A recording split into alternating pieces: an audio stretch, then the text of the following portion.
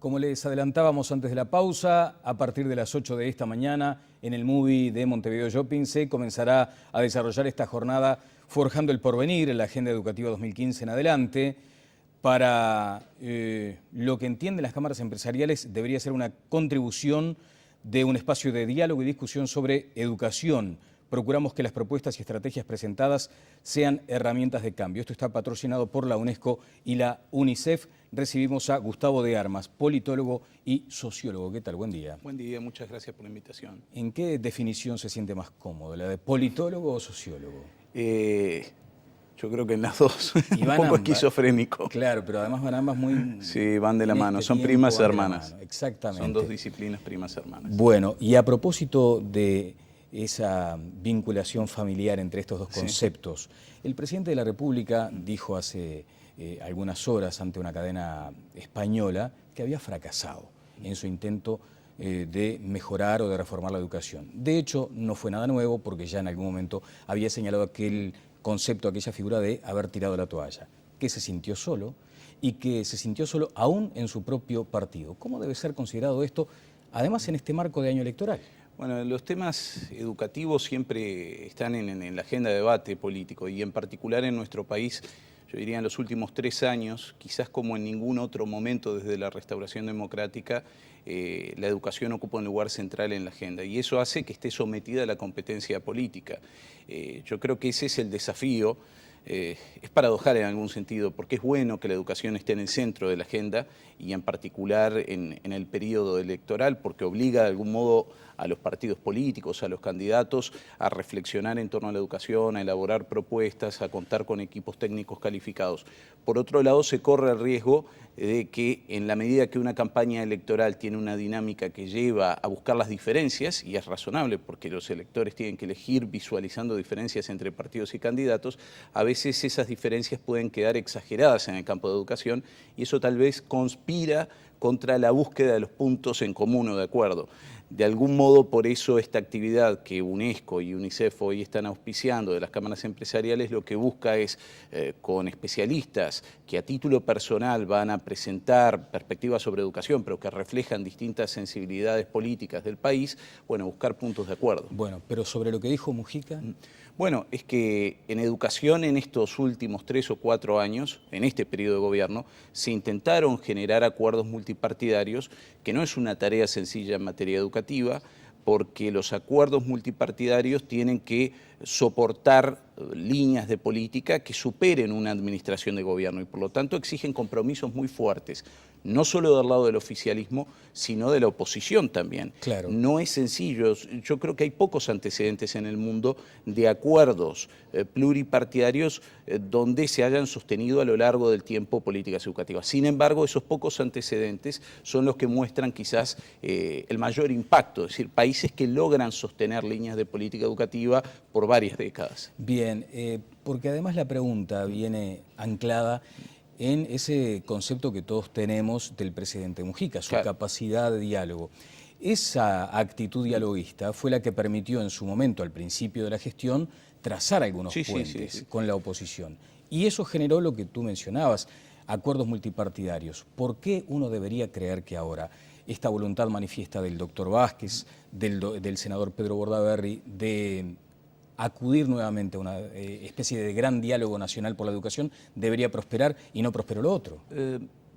Yo creo que hay 2 factores allí. Por un lado, probablemente en este momento el estado de conciencia en la opinión pública respecto a la necesidad de introducir algunos cambios, transformaciones profundas en la educación, en particular en algunos tramos de la enseñanza. Yo creo que allí hay un acuerdo bastante generalizado de que la educación media es el área más crítica del sistema educativo, no por el desempeño en particular de las autoridades o de los docentes, sino porque allí es donde se juega en buena medida el éxito de toda la trayectoria educativa. Es clave la educación media como segunda etapa de la educación básica.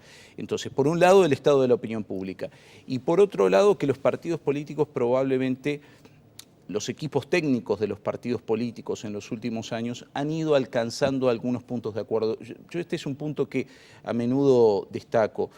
Si uno viajase en el tiempo 20 años para atrás, iba a encontrar, yo creo, diferencias más marcadas o tal vez menores zonas de acuerdo, de diálogo entre técnicos de distintos partidos políticos, de distintas sensibilidades políticas. Hoy en día yo creo que, más allá de las diferencias que obviamente existen, se puede trazar algunos puntos de acuerdo entre técnicos de la educación de todos los partidos políticos. Incluso, yo creo que si nos tomamos el tiempo de mirar sin demasiado apasionamiento, también podemos encontrar puntos de acuerdo con los sindicatos y puntos de acuerdo también con los sectores empresariales. Entonces, yo creo que el estado de opinión está de alguna manera empujando al sistema político a intentar acordar 3, 4 grandes líneas de cambio en materia educativa que puedan persistir en los próximos 10 años. Bien, o sea, toda la esperanza está cifrada ahora en esta posibilidad de acuerdo, o la caída va a ser aún más estrepitosa. Sí. Porque sería un fracaso todavía superior. Allí es donde se mencionan algunos aspectos. Efectivamente, el sector de la secundaria es el más comprometido hoy por hoy, y uno no sabe si lo que hay entre primaria, secundaria y la universidad son peldaños o montañas. Claro, ese es un problema que además es un problema histórico del sistema educativo uruguayo, que creo que la opinión pública lo tiene que valorar en su justa medida. Porque aquí no es un tema de responsabilidad de primaria o responsabilidad de secundaria. A menudo, por ejemplo, en un debate que se plantea recurrentemente, la repetición, ¿no? El grado de repetición o el nivel de repetición en el último año de educación primaria y el nivel de repetición en el primer año de educación media básica, que en definitiva es 6º y 7º grado en la educación básica. Y la diferencia es abismal, como se ha señalado incluso en la campaña electoral, de 1,5% a 31%, 32% en la educación pública. Y en la educación privada, si bien no hay muchos datos disponibles, me animaría a decir que con magnitudes diferentes también esa brecha debe existir. Esta brecha, con este nivel, solo existe en Uruguay, en todo el mundo. No hay ningún otro país, y esto me animo a desafiar a quien quiera comprobarlo con las estadísticas en línea de UNESCO provistas por los Ministerios de Educación. Ahora, esto es porque Uruguay es un país excepcionalmente raro, porque los docentes tienen un muy mal desempeño en un nivel educativo y no en otro. No, tiene que ver con el diseño del sistema educativo uruguayo, que tiene 100 años o más. La educación primaria nació en el último cuarto del siglo XIX, pensada como educación para todo el mundo, con la reforma bareliana. La educación universitaria, la Universidad de la República, nació en 1849, pensada para formar élites doctorales. No es así hoy en día, obviamente, luego de 160 años o más. Y la educación secundaria nace desde la Universidad de la República. Esto quizás la gente no lo sepa, pero hasta el año 35, hasta 1935, la educación secundaria dependía de la Universidad de la República, de la sección secundaria. Por lo tanto, era un propedéutico, era una instancia para preparar a los futuros universitarios. No había sido pensada la educación secundaria en Uruguay como educación para todos.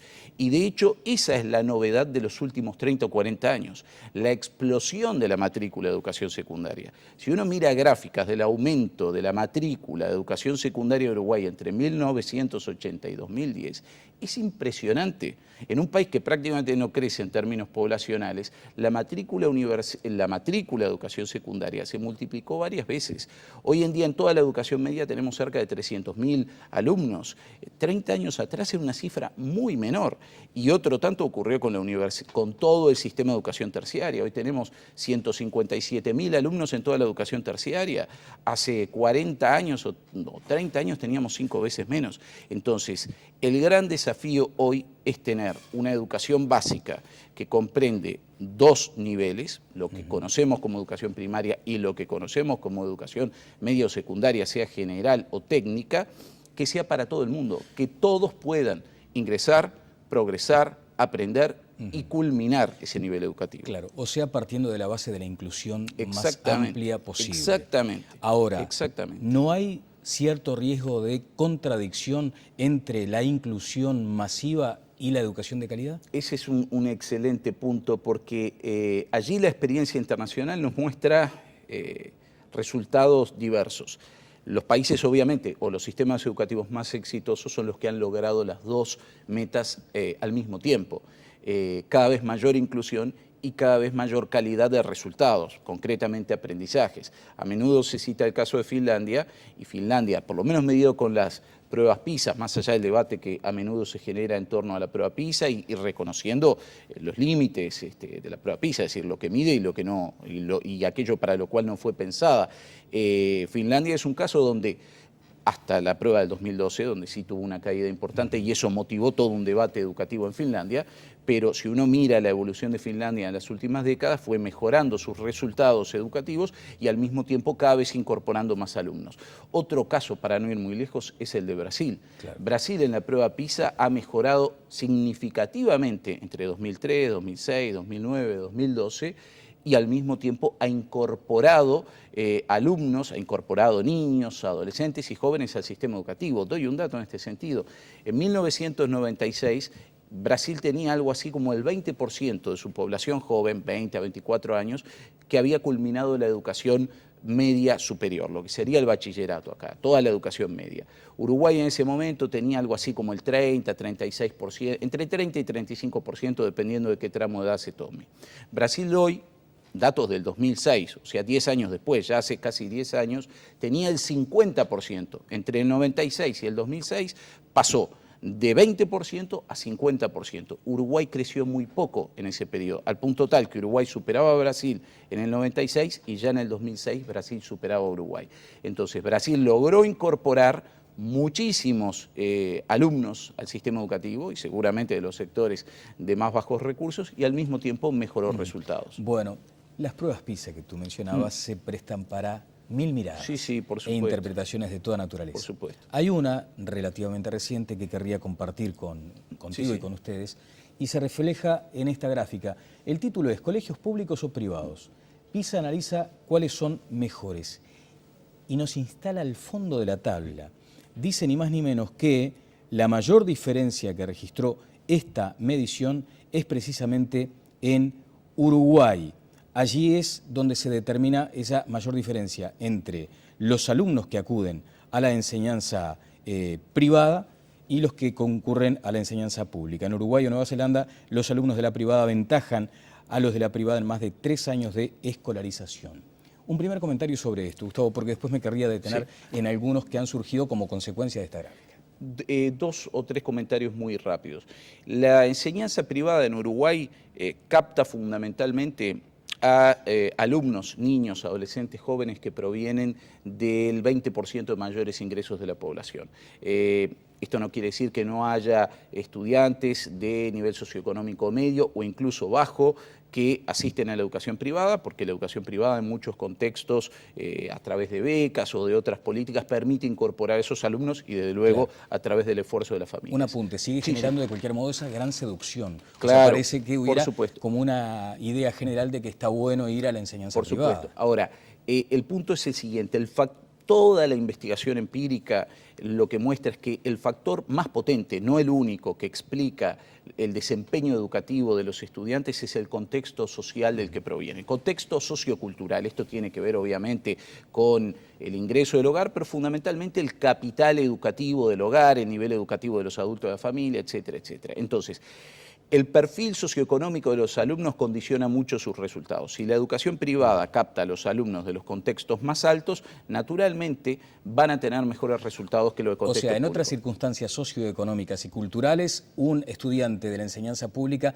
aún podría rendir mucho más que él de la enseñanza privada. Por supuesto, y a ese punto hoy, segundo comentario, cuando los resultados de Uruguay en prueba PISA o en la prueba CERCE de UNESCO realizada entre niños de educación primaria en América Latina u otras evaluaciones de aprendizaje estandarizadas que se han hecho en Uruguay, cuando se compara estudiantes de educación privada versus estudiantes de educación pública que pertenecen al mismo contexto sociocultural, por así decirlo, una escuela pública de Pocitos que recibe alumnos en buena medida de Pocitos y también de otros barrios, versus una escuela privada del mismo barrio, prácticamente no hay diferencias.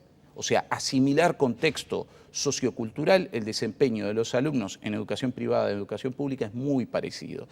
Ahora, ¿por qué Uruguay en la prueba PISA puede tener una distancia tan grande entre público y privado respecto a otros países, la distancia entre público y privado? Tiene que ver con la segmentación del sistema educativo. En otros países, por ejemplo, en los países nórdicos, en los países escandinavos, la educación pública es predominante, o sea, más del 95% de los alumnos asisten a educación pública.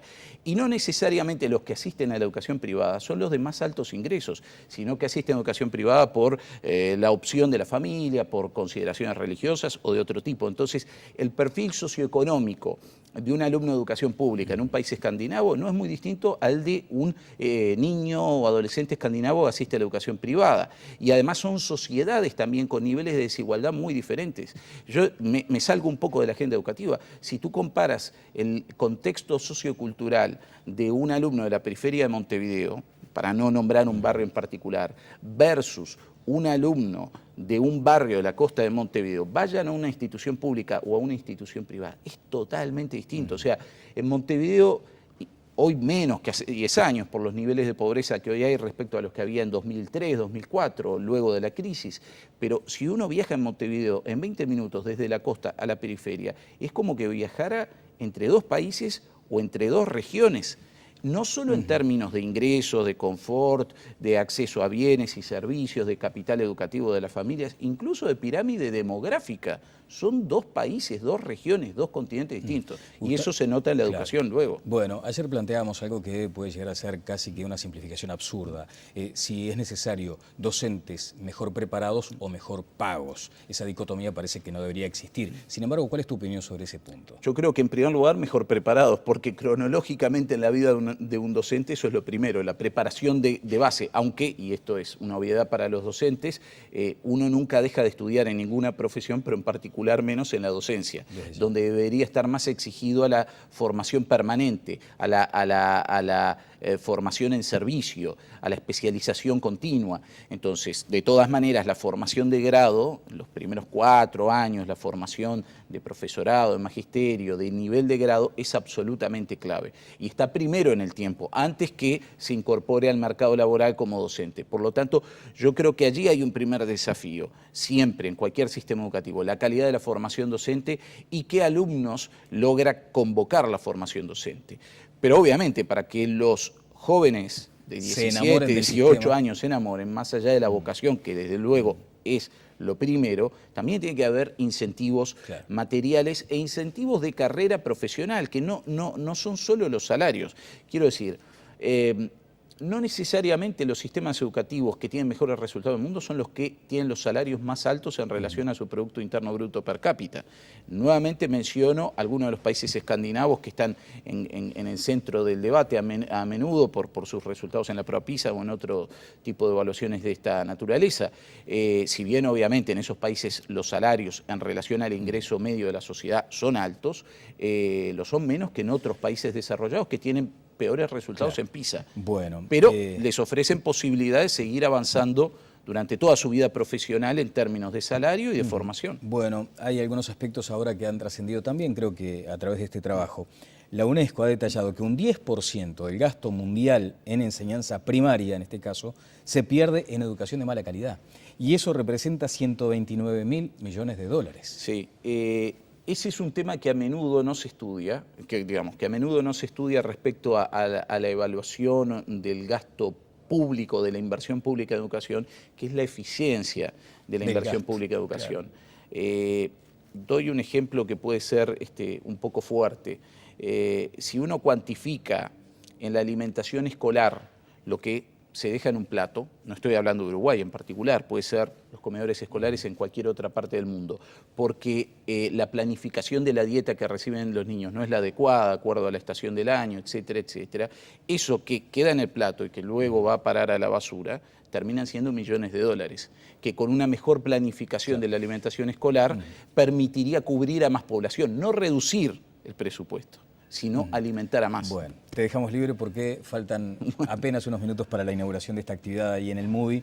El profesor Claudio Pastrana plantea algunas cuestiones que me gustaría por lo menos dejarlas apuntadas para un próximo encuentro, además muy enriquecedor como este.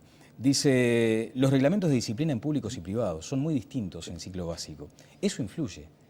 Afirma, no lo pregunta, lo afirma. En todo caso yo lo pregunto. Y hay gráficas sobre equidad y también sobre lo que significa a veces la explosión demográfica en los liceos públicos que atenta contra la calidad de la enseñanza. ¿Hay algún comentario sobre este punto? Sí, empiezo por el último. Yo creo que esa es otra clave y me parece muy bueno que lo hayas planteado. La educación primaria en Uruguay, para ir luego a la media, tiene aproximadamente unos 340.000 alumnos entre educación primaria y educación inicial, me refiero al subsistema público, y tiene en el área urbana casi 1.000 escuelas. La educación media en total debe tener hoy en día casi la misma cantidad de alumnos, entre educación secundaria y técnico-profesional, con un tercio o un poco más de las instituciones.